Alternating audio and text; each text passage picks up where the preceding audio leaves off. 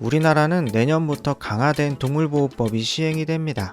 동물을 학대한 자에게 3년 이하 징역과 3천만 원 이하 벌금을 부과한다고 하는데요. 시행은 내년 2월부터입니다. 지금보다는 1년이 더 늘고 1천만 원 벌금이 더 늘어난 건데요. 이 이야기를 들으니 불현듯 궁금해집니다. 최초의 동물보호법은 누가 만들었는지 말이죠. 옛날에는 사람 인권조차 보호받기 어려웠는데 동물은 언제부터 보호해줬을지 궁금합니다. 그래서 오늘은 동물보호법의 역사에 대해서 알아보겠습니다. 조사하다 보니까 의외의 인물이 튀어나왔는데요. 동영상을 보다가 깜짝 놀랄 수도 있을 것 같네요. 자, 그럼 시작해보죠. 기원전 273년 그때 태어난 인도의 아소카 왕은 인도를 통일한 왕이었는데요. 인도 사람들은 아소카 왕을 최고의 군주라고 평가합니다. 최초로 인도 지역을 통일한 왕이었으니 말이죠. 왜 제가 아소카 왕을 소개하느냐 하면 이분이 인류 최초의 동물보호법을 만들었기 때문입니다. 그는 동물보호와 학대 금지를 법령으로 제정하여 공표했는데요. 기원전 200년경에 벌써부터 동물보호법이 나오다니 놀라운 일입니다.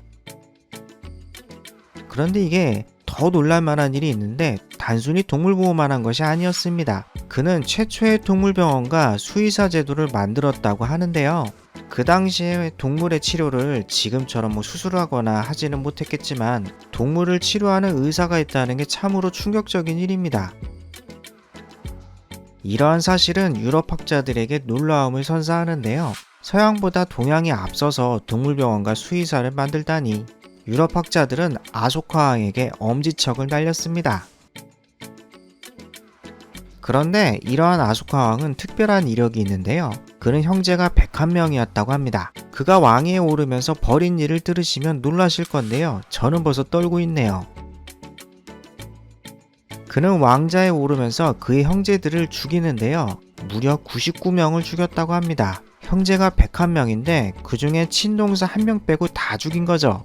그뿐 아니라 그들을 따르던 신하와 궁녀까지 죽였으니 정말 많은 사람이 죽어나갔습니다. 무시무시한 왕이었죠.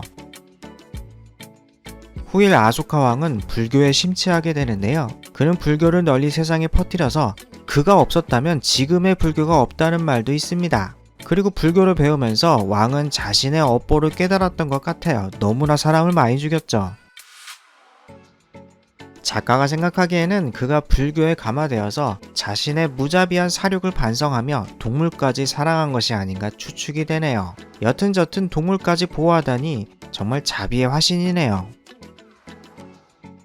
아소카 왕의 동물보호법이 지나가고 그 이후 1876년 영국에서 동물보호법이 제정되는데요. 이름은 가축학대 방지 법령이라고 합니다.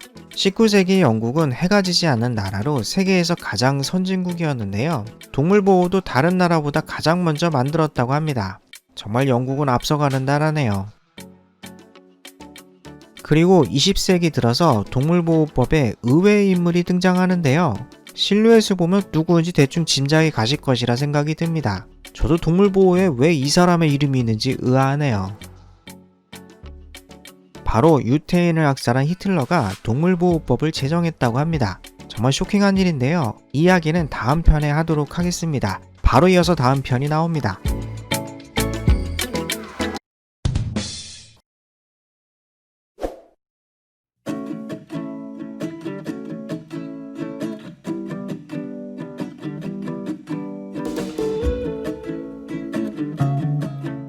그럼 나치가 만든 동물보호법에 대해서 이야기해 보겠습니다. 대략적인 내용은 아래와 같은데요. 동물을 이용한 생체 실험을 금지하며 동물 꼬리 자르기를 금지한다는 내용이랍니다. 참 시작하기 앞서 저는 나치를 매우 싫어합니다. 오해하지 말고 동영상을 봐주세요. 놀랍게도 나치가 만든 동물보호법은 근현대의 동물보호법의 기초가 되는데요. 다수의 국가에서 이를 바탕으로 동물보호법을 만들었다고 합니다. 나치는 정말 동물에게만은 따뜻했네요. 정말 반전입니다.